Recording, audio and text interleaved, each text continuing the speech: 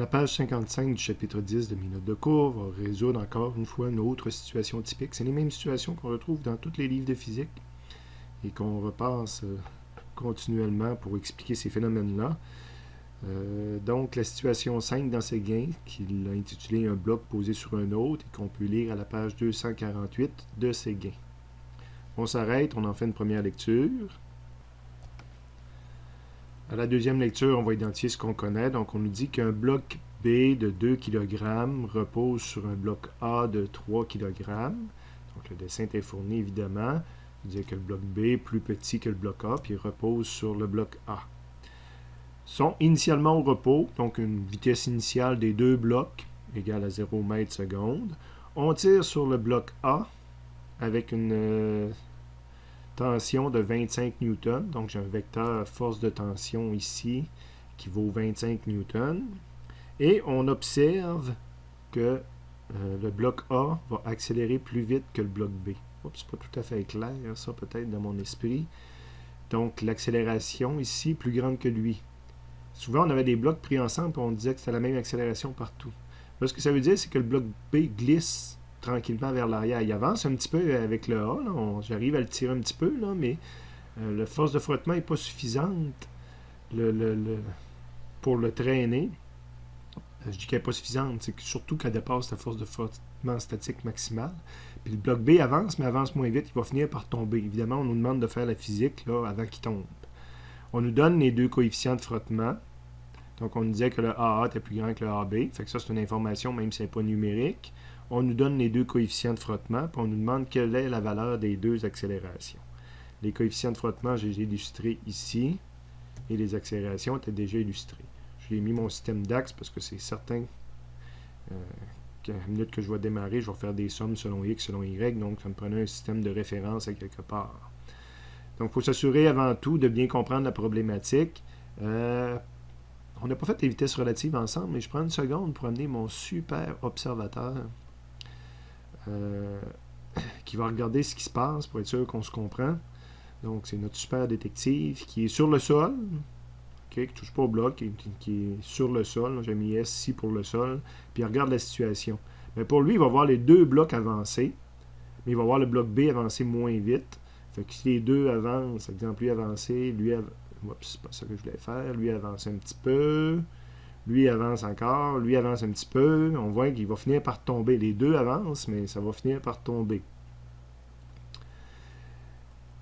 Mais on va rapetisser notre tout petit observateur. Je ne peux pas le mettre beaucoup plus petit qu'ici. Puis on va l'embarquer sur le bloc A. Pour lui, il a l'impression que le bloc B va reculer. OK?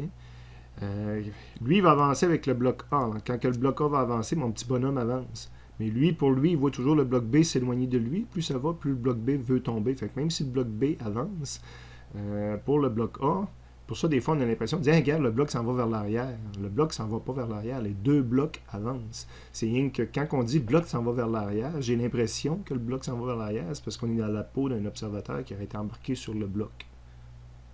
Mais pour notre super observateur qui aurait été sur le sol, puis que lui, il dit, hein, les deux blocs se sont éloignés de moi, mais le bloc A s'est éloigné plus que le bloc B. Petit commentaire sur les vitesses relatives. Excusez-moi. Bon, je m'apprête à résoudre. Ma technique habituelle, à part pour les min-max, c'est mon point d'interrogation. Je cherche l'accélération A. Évidemment, je ne peux pas faire la physique sur l'ensemble du système. Ils n'ont même pas la même accélération. Donc, si je cherche mon premier point d'interrogation, accélération A, je vais prendre la deuxième loi de Newton sur MA. Okay? Donc, il faut que je dise obligatoire sur quoi je la fais. Somme des forces en X est égale à MAX. Qu'est-ce qu'on a sur ce bloc-là?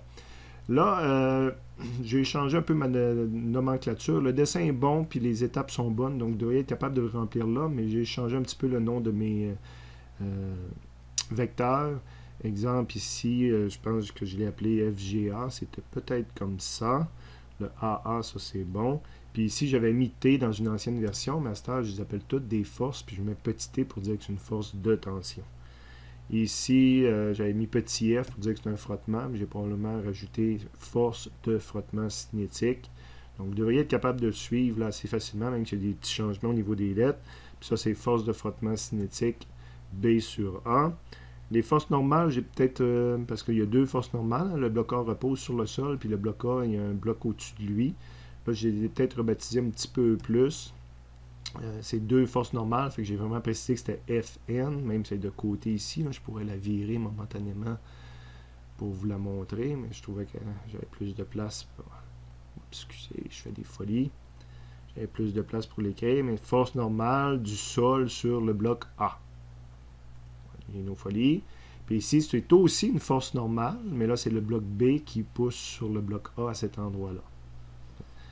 Donc, je fais selon X, je vais avoir cette force-là à tenir compte, celle-ci à tenir compte, puis le bloc d'en haut qui influence le bloc d'en bas par un frottement. Donc, j'ai plus FT, j'ai moins le frottement cinétique du sol sur A, puis j'ai moins le frottement cinétique du B sur A, est égal à M du bloc A, parce que je fais la physique sur le bloc A, puis à l'accélération du bloc A qui est dans le bon sens versus l'axe des X qu'on a mis en haut. Je réécris ça, FT moins, ça c'est un frottement cinétique, donc j'ai une formule pour le frottement cinétique. Je pourrais aller dans le chapitre 9, puis aller voir chapitre 10, puis aller voir frottement cinétique, on le remplace par quoi? On le remplace par μc fois la force normale S sur A. Puis un autre frottement cinétique, je peux le remplacer lui ici par μc fois la force normale B sur A. MA fois AA. Je mets des chiffres là-dedans. Donc, force de tension est connue, le mu est connu, le mu est connu, la masse est connue. J'ai une équation avec trois inconnus. L'inconnu que je recherche, mes deux autres inconnus, ça va me prendre beaucoup d'autres choses. Donc, ça me cause problème. Force normale S sur A, c'est des forces qui s'exercent selon Y. Mon deuxième décision, c'était de faire la deuxième loi de Newton selon Y, toujours sur la masse totale. Donc, une somme des forces en Y est égale à MAY. Le AY étant égal à 0, il n'y a pas d'accélération selon Y. Et là, j'ai un vecteur, deux vecteurs, trois vecteurs force à tenir compte. J'en ai un de positif, force normale S sur A vers le haut, et j'en ai deux de négatif, FGA vers le bas, puis F normal B sur A vers le bas est égal à 0. Je continue à développer en enlevant mes signes, en tout cas les remettant en avant. Puis en plus, FG, je peux le remplacer par MG. C'est pour le bloc A, donc c'est MA fois G. J'enlève le signe ici. Ça nous permet de voir qu'est-ce qu'on connaît dans ça. Donc ça, c'est inconnu. Le MA fois le G, c'est connu. Puis ça, c'est inconnu. J'ai une deuxième équation. Au moins, je n'ai pas rajouté une nouvelle inconnue. Parce que j'avais déjà ces inconnus-là dans la première équation. Fait que je suis rendu avec deux équations, mais j'ai toujours trois inconnus. C'est insuffisant. Donc, la deuxième inconnue qui me fatigue, c'est Fn B sur A. Donc, la force normale B sur A, qui était ici, qui existe aussi sur le bloc B. Donc, c'est parce que de toute façon, sur le bloc A, je ne peux plus rien faire d'autre. Donc, je vais aller sur le bloc B, mais je vais faire la somme des forces en Y sur le bloc B. Qu'est-ce qu'il y a sur le bloc B? Bien, évidemment, il y a son FGB, son accélération qui était ici probablement. Comment se fait que ce bloc-là avance un petit peu avec une certaine accélération? C'est parce qu'il y a la réciproque de ce vecteur-là. Toutes les fois que j'ai des lettres, je peux trouver la réciproque. Donc B sur A, il existe aussi le frottement cinétique A sur B qui fait avancer un petit peu le bloc. Pas assez pour qu'il suive l'autre, mais qui le fait avancer un petit peu. Puis au même titre qu'il y avait la force normale B sur A, j'ai la force normale A sur B. Comment se fait que ce bloc-là ne tombe pas grâce à son FG? C'est parce qu'il y a une force normale exercée par le bloc A qui l'empêche de tomber. Et là, j'ai dit que je faisais la somme des forces en Y parce que je veux travailler avec cette force normale-là qui me bloquait ici. Donc, somme des forces en Y est égale à 0. Le bloc ne bouge pas en Y. J'ai deux forces en Y. J'ai FGB vers le bas, puis j'ai force normale A sur B vers le haut. Donc, une positive, une négative. Donc là, j'ai enlevé les parenthèses, j'ai mis mon signe moins là, j'ai remplacé mon FG par MB fois G. Prochaine étape, j'ai fait un petit tour de passe-passe, parce que je ne voulais pas avoir une nouvelle inconnue, j'avais l'impression d'ajouter une nouvelle inconnue. Mais faux, hein? J'ai le droit d'écrire B sur A. La troisième loi de Newton nous dit que les deux modules sont égales. Donc j'ai le droit de remplacer un module par l'autre module. ce vecteur-là a la même longueur. C'est vectoriellement qu'il y a un signe moins entre les deux, puis c'est en termes de y qu'il y a un signe moins entre les deux, mais ici, j'ai juste le module. Donc, je peux inverser les lettres, et ça me fait réapparaître la même inconnue que j'avais en haut. Ça, c'est des chiffres connus. Donc, je suis rendu à la troisième équation, puis que je ne rajoute pas de nouvelle inconnue, je vais être capable de résoudre. D'ailleurs, je peux trouver la première réponse. Force normale B sur A est égale... c'est pas une réponse intermédiaire, mais force normale B sur A est égale à 19,6. Et là, je vais pouvoir ramener celle-là dans la deuxième, probablement, puis après ça dans la première pour ma réponse finale. Donc, force normale B sur A, je la ramène dans mon équation 2. Donc, je vais avoir Fn S sur A. Je vais envoyer tout le reste de l'autre côté. Fn S sur A. 3 fois 9,8 est rendu de l'autre bord positif. Le Fn N sur B est rendu positif de l'autre bord, plus 19,6. Ça me donne une réponse. Et je peux ramener ces deux valeurs-là dans ma première équation. Mes deux valeurs de force normale dans ma première équation. Donc, j'isole le AA ici. Je vais avoir le 25... Le 25 de l'autre côté, oui, ça ne change pas de côté, moins 0,2 fois force normale S sur A, qu'on vient de calculer à 49, moins 0,2 force normale B sur A, qu'on vient de calculer à 19,6, puis divisé par le 3 qui était là. Donc, j'arrive à ma réponse, et je viens de résoudre un des points d'interrogation. Il me reste le deuxième, qui est l'accélération sur B. Ben, l'accélération sur le bloc B est en X, il va falloir que je fasse la somme des forces en X sur le bloc B. J'ai un seul vecteur force qui contribue à créer cette accélération-là, qui est dans le bon sens de l'axe des X. Donc, j'ai plus force de frottement cinétique A sur B. Hein, on est en train de faire la physique sur le bloc B.